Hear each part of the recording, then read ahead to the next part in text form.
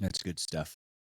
So as you can tell, the eclipse just happened outside, but an eclipse just happened in Bud Walton Arena.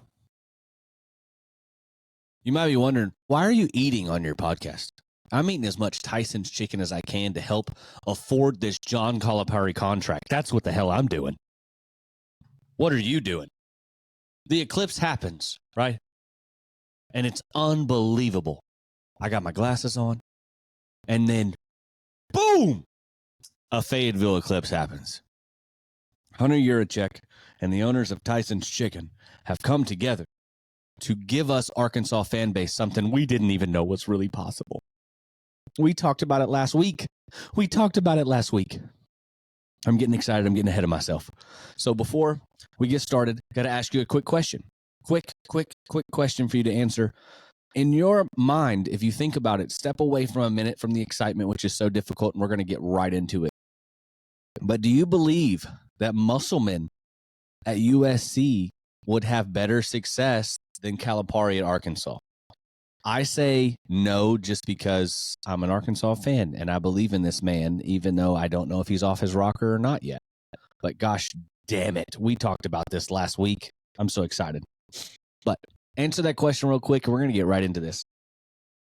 What's going on, everybody? Welcome to the We'll See You Later podcast, brought to you by Happy's Energy and Nutrition, the best energy teas in the world. Guys, this is episode 11. I can't even believe we're talking about this. Episode 11. I'm super blessed to be here. Obviously, I'm riding solo. Jordan is in Fayetteville working, but we're going to hop right into this, guys. Okay. Last week, we talked about this. I said the only thing, this is whenever I was mad at the fans for pushing out Muss, which we did. We didn't help him, but we were definitely pushing him out the door a little bit. And when home called, he went running. I was a little upset with the way he did it. I was a little upset about it, to be honest with you. How he left us was not fun for me. How I felt like it was his wife and the other school had to say something before he did. I didn't like that. If he would have put out a video, it would have been fantastic. And then, behold, before us today, John Calipari puts out a video that steps down at Kentucky. Because we know where he's going. But that's what I wish Muss would have done, and it could have saved face, and that's okay. It's okay. But last week we talked about it. I said the only thing that would make me happy is if Muss leaves, is if Kentucky fires, which they did not. He left. But if Kentucky gets rid of Calipari, and then we go get him. And by golly, 4 days later, they did just that. So we went after Will Wade. We went after Chris Beard. We went after everybody. And to be honest with you, I think they were all turning us down. They didn't want the spot. And then rumors started happening Saturday of like Euler's coach. So I was like, okay, we're going to hire a guy who's done good in a very small school, and it's going to take a while for us to build what he wants. So we're going to have to be super patient. The dark days are coming. The dark years are coming, but we're going to have to build something instead of plug someone in and have something great immediately. Then rumors start circulating Sunday evening. And then I'm like, no, Calipari, he's not leaving Kentucky. But then the fans are not happy with him. And they've been kind of doing the Muss treatment to him there. Like, hey, we haven't won a Final Four game. We haven't been to the tournament. We haven't done this. We haven't won in here. We haven't done this. And they're complaining. And they say, we're Kentucky. We're a blue blood. We're a blue blood. We don't need John. John needs us. And you know what John said? Maybe you're right. Let's find out. Boom. Next thing you know, he just put out a video today, and it should be announced hopefully this evening that he is your new Arkansas Razorback coach. And tomorrow, I'm hoping he gets to Fayetteville and has an amazing press conference. But that's where we're at. So I just want to recap these last 5 years of kind of like where my brain went. Okay, so I felt like this is like dating, right? So 5 years ago, we met this amazing man who had matched our energy and was kind of wild. And the first year, we were kind of filling each other out. And then the last 3 years have been absolutely unbelievable. We take our shirts off at random times for fun and scream. We're so passionate about everything that we do. We were, I thought, in it for the long haul. oh my gosh, this is a match made in heaven. And then this past year, something happened. We got a little rocky. We argued a little bit more. We started getting bitter towards each other. And I felt like he got distant with us, but we kind of got distant with him. And then we were like, hey, are we okay?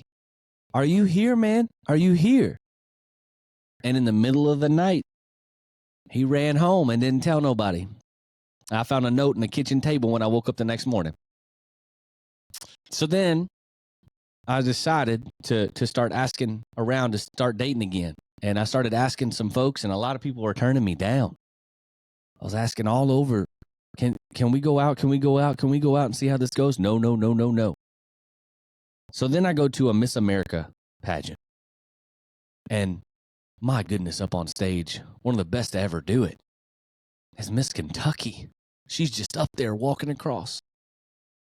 And I'm like, wow, if I could just ask out Miss Kentucky, how funny would that be? She'll turn me down too, right? Hey, Miss Kentucky. And I gave her the best one-liner I could. Hey, Miss Kentucky, can you be the biscuit to my skillet? Can you be the butter? I can't. I'm not going to say that. And she turned around and was like, yeah, I'll do it. You seem nice. And we're like, what? What? I'm telling you right now, this is absolutely insane. John Calipari saying yes to us is insane. So that was my little analogy of how I feel. I'm like, this is like a relationship thing. We've literally lost our entire team. Before we announced who was going to be here, we lost Battle. Right before we lost Mark, Brazil waited and then said he's going pro. So I guess that he might have had conversations already, and they were like, man, we don't know if we need you, or maybe it's best for you to go there. I don't know. But we have nobody on scholarship right now. The best part about this whole thing is, he's bringing people. We're immediately, and I'm not saying this because of anything other than just his name alone, we're a championship contending team immediately in. Now, do we do that? Maybe, maybe not. I'm not saying that. Maybe we don't have a great year. Maybe we do. But we are going to be championship contenders right out of the gate. There should not be a building block of foundation. There should not be a skip of beat when Muss is gone and he's in. There shouldn't be any of those things. I'm telling you now, this is one of the best things that could happen to us Arkansas-wise if we want to stay relevant. And he's already got a decommit from Kentucky, 7-footer. Decommitted. 7-footer decommits from Kentucky to, and he can't announce yet because we haven't announced that he's here yet, but a 7-footer has decommitted. Pretty impressive. I think a lot more are coming. A lot more. And the best part about this deal, we don't know the intricacies of it. We're hearing 5 years, $8 million a year, which is insane. But the craziest part about this is the NIL money that I think they're shelling out to this man is going to be second to none. The NIL money is going to be upwards of $5 million a year for NIL. We can go get, like, at first, you're thinking like, who can come in and help this program? We're looking all over like, okay, we got this younger guy here, this guy at this small school is really good. Let's go get him. With Calipari, you literally have the board wide open. With Calipari and $5 million a year to give out to players, we could go get anybody we want in the country. All they have to do is say yes. Like, we can offer you whatever. Just imagine this. We have 10 guys on scholarship and we offer all of them $500,000 for their year and they go to the NBA. This team's about to be scary good. Now, can they make a run? That's to be determined. But, oh my goodness. I'm just saying this. If we do not have next year Kentucky versus Arkansas at Kentucky and at Arkansas sold out already, and right out of the gate, what we should have is an opening game match at Bud Walton. USC Trojans versus your Arkansas Razorbacks. Whoa. We sold out 20,000+ people against Duke this year. We would have to build a new stadium. Mind you, the USC job, the highest they've ever had in attendance in a game is 4,000 something, and ours is 20 something thousand. So Muss left us for home and hopefully a fresh start. And obviously, those fans aren't as passionate about basketball as we are. That's a football school. Makes sense. It makes sense. I think he'll do great there. So now that it's all said and done, we do wish Muss the best, and I will keep up with him. I just hated the way the departure happened, but if his departure didn't happen, then this new era of college basketball for us Razorback fans would have never happened. So he's probably the most pissed out of anybody that this has happened because of the NIL money that's being shelled out. Holy crap. Muss did not have access to that. His contract was not looking like John Calipari's will, but I'm excited for tomorrow to probably see a press conference and the news to drop. This is going to be weird. A man that my entire Razorback basketball fandom I have booed and I hated and cheered my ass off whenever he got booted out of Bud Walton and we beat him, is now our head coach. So I'm not sure how exactly I'm supposed to take that, but I am so damn excited for something new. And if you would have asked me a week ago, I almost cried when we lost Muss. And now I'm like, automatically you got to plug us in. I think we're a baseball school that wants to be a football school that was on its way to be a basketball school. We're now a basketball school, right? Like, we have to be. We just hired arguably one of the best coaches, if not the best coach currently out there. You can make your argument for, what have you done for me lately? And UConn's coach has won the last 2 championships. I get it. I'm just saying overall body of work and people that he's plugged into the NBA and the tradition and the heritage that he has grown over the last 15 years at Kentucky. For him to come here, like, we have to be a basketball school as well now. Big question. Does this take some stress and some heat off of the football program and off of Coach Pittman? Obviously, he's going to have the pressure because his replacement, Bobby Petrino, is calling all the offensive plays. But does this take pressure off of football because we're so excited for what baseball is doing currently and basketball is going to do? Do we just skip football? I mean, I'm not. I'm a fan of whatever season it is. But, like, didn't we just help out Pittman beyond belief with this hire? I think so. If he has a decent year here, like a 6-6, we're like, hell yeah. And then we turn around and we have a year 1 John Calipari, which we never thought would happen. Seeing him in red and white is going to make me have this uneasy feeling, but I'm ready to roll with it and see where the hell we go with it. I'm so excited. So I think it takes a lot of stress off of Coach Pitty Pitt in the football program, but I still think they can surprise us this next year coming up and possibly make a bowl game. Possibly. This quarterback that they're talking about sounds like the real deal, and I'm excited to watch him play. I've seen some spring practice reels and highlights and stuff like that. Nothing. I don't like jumping into it. I just know that Green will be our quarterback. Taylor Green will be our quarterback, and Bobby Petrino believes in him. So other than that, I'm just so freaking excited. If you can't tell, I'm almost at a loss for words of how I'm supposed to feel about this hire, except for just excited. I don't know what I expect. A lot of people are saying, like, we're going to be horrible. A lot of people are saying we're going to win a national championship. I'm just excited. I hope that we bring a spark.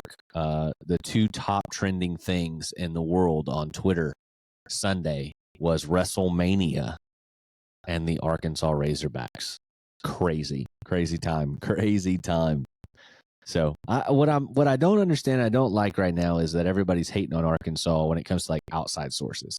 He left Kentucky, didn't go to UCLA. He did not go to the NBA. He went to Arkansas. They're just happy if they make the tournament. Hell no, we ain't. We done did that. We got to make it to the second weekend and beyond. No more blue blood bullshit. No more. Okay?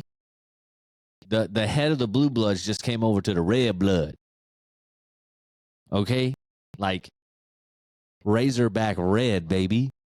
I want a Sweet 16, Elite 8, Final Four, national championship run. We want to prove that Kentucky, no offense, is nothing without Calipari, and we're everything with him. Oh, we're going to love you to death, John. We're going to love you to death, man. All right, moving on. All right, this is obviously, I even skipped the intro to Pig Walk. That's Jordan's thing. Pig Walk.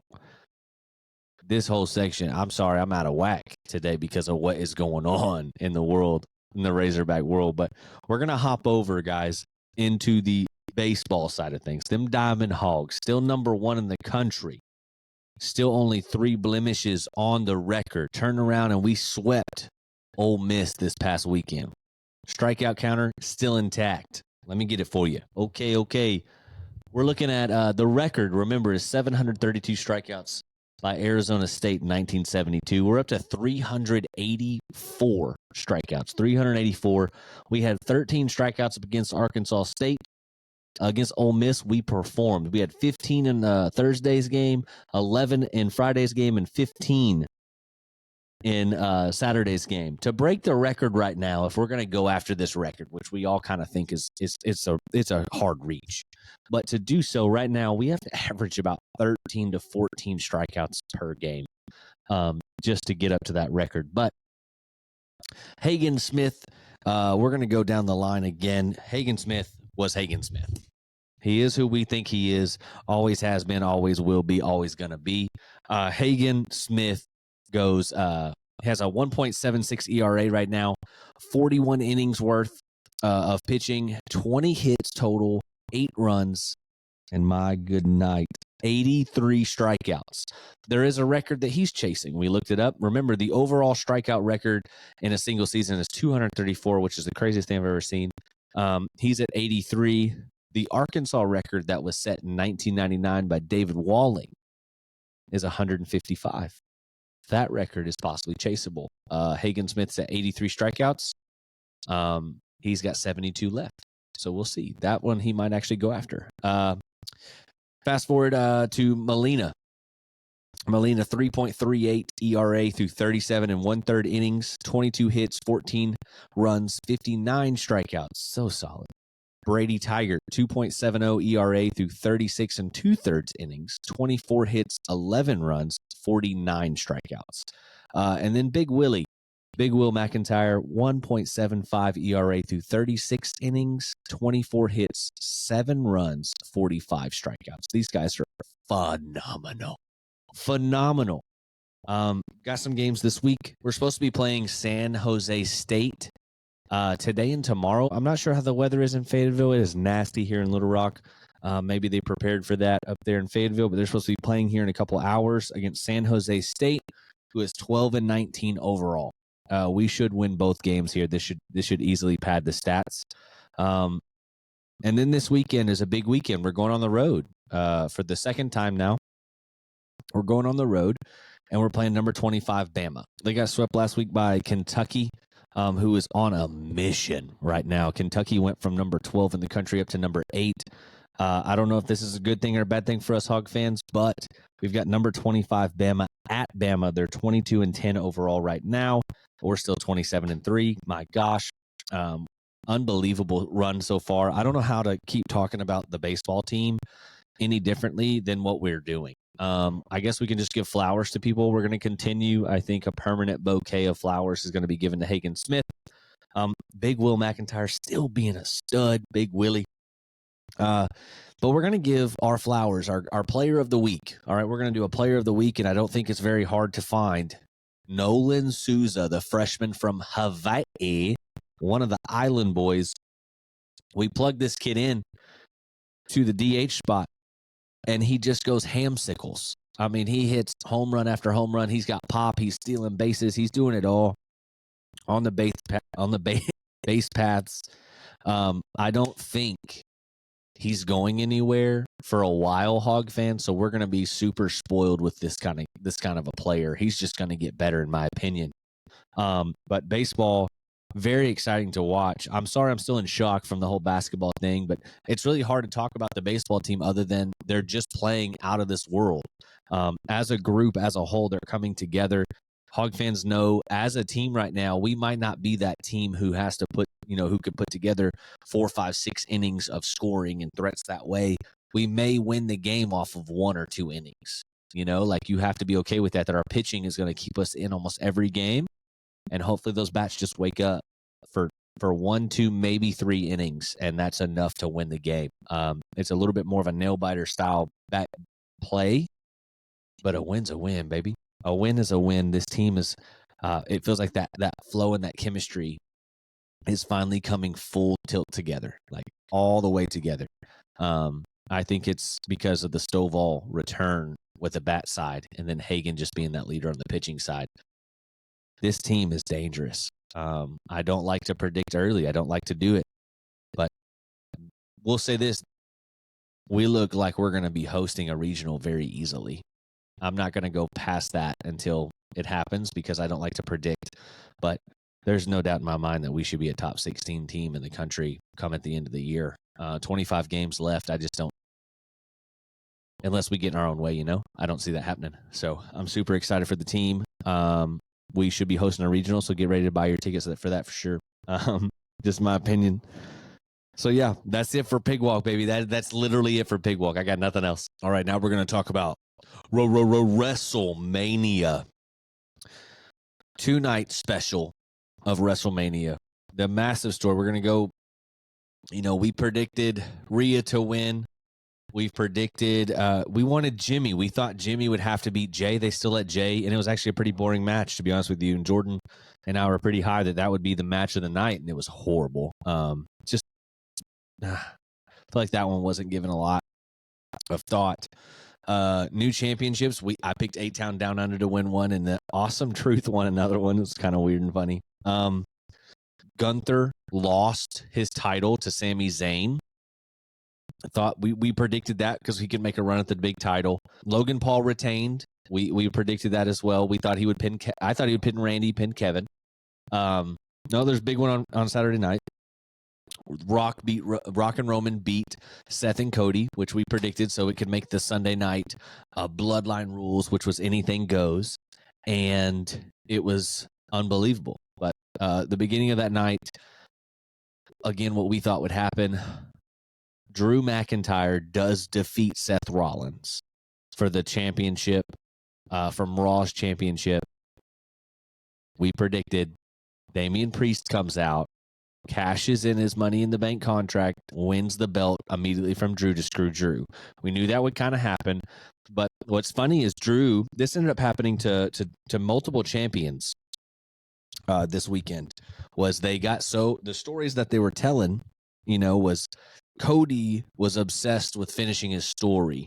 And Roman's like, we don't give a crap about your thing, about your story, Well, the stories there was multiple stories, but this ended up being the fault of of everyone who actually won or had a championship was, Drew talked about Seth being so obsessed with this Cody story and finishing his story that it's going to get him in trouble. You're obsessed with beating Roman and helping Cody that you're not worried about me, and I'm going to get you, which happened.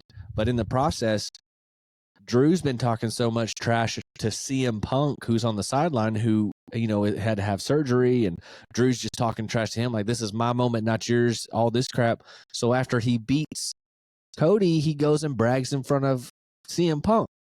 And his obsession with CM Punk retaliated, beat him up. Damian Priest comes out, beats him. So it's like you were so blind to not see that your obsession with CM Punk made you lose your title within 5 minutes of getting it. So that happens. They go into going into the finale of this whole bloodline. Finish your story, Cody Rhodes. Roman Reigns is the GOAT, and The Rock is the final boss. We get to do what we want. Cody and Roman are having a great match. It's going awesome. Jimmy Uso comes out. Roman's cousin, who's the bad guy. Jay Uso comes out. Him and Jimmy fight. Jimmy spears him off of the stage. They're done. They're out of the match after that. That was their big spot. Solo comes out. Cody's about to beat Roman. Solo comes out, part of the bloodline, the bad guy. Hits Cody with the big spike to the throat. He's on the ground. They go to pin Cody. Cody kicks out. Solo's getting pissed off. He's about to go off on him. And then here comes John Cena. As predicted, John Cena comes out, starts beating up Solo, puts him through a table, helps Cody, right? He hits Roman with the move. It's about to be done. Well, as soon as that happened, here, if you smell what the Rock is cooking. And Dwayne the Rock Johnson, the final boss, comes strutting his stuff out. Not sure what he was wearing, but it doesn't matter. He comes strutting his stuff out. Gets in the ring. Him and John Cena have a moment. John looks at him and says, "You can't see me." And he swings. Rock ducks, picks him up. It's the rock bottom. The people. It's over. It's over. Rock. Well, then as soon as he pulls that belt off and he starts yelling at Mama Rhodes, "This is for you, Mama Rhodes. I'm going to whoop his ass here." Sierra, Hotel, India, Echo, Leo, Delta, Shield. Boom, boom. The Shield music drops. I know for a fact because I've checked X that everybody thought that it was Dean Ambrose, John Moxley from AEW making a return. It was not. Seth Rollins came out as a distraction. It leads into the story. He is hurt. Either A, he's playing it up really well, or Seth's knee really is kind of messed up and he needs to get surgery, but it's doable. So Seth comes out because he's a man of his word. He tells Cody, "I'm going to help you." Seth comes out, has a chair. Roman hits him. Seth is out. Like immediately Seth is out. And he's limping. You could tell he's moving slow, but Seth is just laying there out. Rock turns and is like, "All right," to Cody, like, "This is it." And then we all believed, everybody, Stone Cold Steve Austin music was about to hit. The glass was about to break. Everybody, glass, glass, glass. It ends up being dong. The Undertaker comes out from behind the ring. Rock turns around. They have a moment. He chokeslams Rock, gets out of there. As he gets out of there, Seth and Cody get up at the same time, and Roman is right there. Roman picks up the chair. Well, when the Shield was a faction and Seth, Dean, John Moxley, and Roman were all a team, Seth turned on Roman and hit him in the back with a chair. So it's like this beautiful storytelling. Cody is standing over here. Seth is standing over here. And Roman's got the chair and he looks at Cody. He looks at Seth and he hits Seth. So again, the foreshadowing, just like how Seth was obsessed with this story and Drew was obsessed with CM Punk, Roman was so obsessed with Seth. Seth said it, "I'll be your shield. I'm the perfect person for it." He ends up being the sacrificial lamb. Roman gets his payback. He literally hits Seth in the back, just like he got hit. And when he does that, turns around, Cody gets him. Cody gets him, hits him with boom, boom, boom, hits his move on him 3 times, pins him 1, 2, 3. Cody Rhodes ends a over 1,000-day, 4-year reign from Roman Reigns. I think Roman Reigns needs a break for a few months. So does Seth Rollins. They've been carrying this company. Seth needs actual help physically. And then this now sets up a thing with Roman, Cody, Rock. How's that all going to go? I think Gunther can get thrown in there. You now have the new champion with Damian Priest and Drew McIntyre. It's a new era coming around. CM Punk comes back healthy. Last night on Raw, Rock came out, said goodbye. It was kind of awkward, wanted to hold the championship, and then put something in Cody's hands, said, "If you ever break my heart again, I'll whoop your ass," or something. I couldn't tell you what he said, but it was really weird. But I think that what I want to happen is Rock to start his own faction, but he could try to take over the bloodline while Roman's gone. And then Roman, like, there's going to be a match between Cody and Rock at SummerSlam. Like, they build this whole thing up. And then Rock is the new tribal chief, final boss, head of the table. And we don't see Roman until SummerSlam. Roman comes out and spears The Rock and causes The Rock to lose. Cody can stay champion. And then we have a Rock versus Roman WrestleMania next year with no title on the line. Just a battle of tribal chief head of the table. Because if there's a championship on the line, The Rock can't win. His schedule is so busy that he cannot be a WWE champion. But if you give him no championships on the line, this is just for bragging rights of some things, Like maybe The Rock puts the People's Championship on the line, that he could lose or win. And we would believe it. And that would be one hell of a WrestleMania moment. And then you can have maybe Cody and Seth, maybe have that at WrestleMania for the other championship, because that'd be great too. But wrestling is at an all-time high. Netflix just partnered with them, so that's coming up soon. So they're going to get out of this PG bullshit era, and they're really going to get back into entertainment, having fun, a little bit of no holds barred. Like they have a little bit more free reign with what they say, and it's going to be fantastic. So I'm super excited for that. Well done, WrestleMania. Well done, WWE. Well done, Triple H, on the whole thing. It was fantastic. Okay, we're going to get into the How You Really Doin' section. I'm just going to, hey, Jordan, how you doing? I'm doing good, buddy. How you really doing? I'm doing good. So I am doing pretty good. We had a concert that we went to. Ian Munsick's the second time I've went to him. Went to a concert Friday here in Little Rock, and I got there 2 hours before the doors opened. I'm that guy because I want to go up front. It's like a big open pit, so you have to run kind of to your spot, and you want to be up front. And I post on my Instagram story like, am I out here 2 hours before the doors open and standing in line to see the man, the myth, the legend, Ian Munsick? You're damn right I am. I tell my fiance, I was like, y'all might want to come up here, though. A couple cars are already in line. They're just not getting out of their car, and I don't want 10 of you guys to cut in line. That won't be cool. So they come up there. They're upset with me because they're like, we could have went and got margaritas instead. Jeremy's got us waiting in line for, 2 hours before we're supposed to be here. I literally look up, and Mr. Ian Munsick, the guy we're there to see, who we're massive fans of, comes walking up and says, I saw one of you guys post on Instagram. I had to come over here and say hi. He literally signed my hat. That's what this is. He signed my hat. I bought that hat because that's their hat. That's his hat. He signed my hat, took pictures with us. And then I tell him, like, today I was actually going to propose to her at your concert to this song that you have. It's called Long Haul. But instead I did it in Colorado a couple months ago. And he was like, no way. I was like, yeah, like I'm actually walking out to that song for my wedding. And so he said, that's incredible. He literally dedicated that song during the performance that night. He said, this song goes out to this couple right here who just got engaged not too long ago. You guys need to stay in it for the long haul. Thank you guys. Like, unbelievable. I mean, it just made my night. Like, this man's about to be touring with Lainey Wilson next year, and we won't see him at a small place like that probably ever again until he just wants to do it. So absolutely insane. My mom was there front row with me, and I have never been to a concert like that with my mom. She was smiling, having the time of her life. It was incredible. It was insane. It just was. But I'm doing good. I've learned that I'm learning how to deal with depression. It's a very real thing for me, and I didn't know that it was as bad as it is.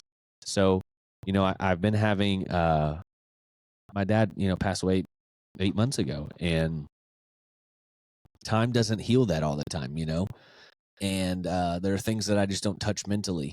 And so I've been depressed, and I didn't really know that I was until it was really brought up by my fiance. So I was missing time. I'd get here in the morning and I'd go to my other job, and I would just lose time throughout the day and lose like energy of caring, and I wouldn't eat or drink anything all day, and I didn't even notice it. There were hours of judgment of time that I just don't remember what happened. And I don't know how I feel, and I feel alone, but I feel like I'm overwhelmed. It's all these things just piled on. And she's like, Jeremy, I think you're depressed. You need to talk to somebody. And I'm just not that guy. So I'm learning how to open up more. I'm not going to lie to you guys, this right here, thank y'all so much for listening. Even if it's 15 viewers or a million viewers, man, I look forward to this so much. And I hope that one day that this can be passed around and I can maybe do something as a podcast person or a radio person. Like, I literally think that's a newfound dream for me, is I very much enjoy this.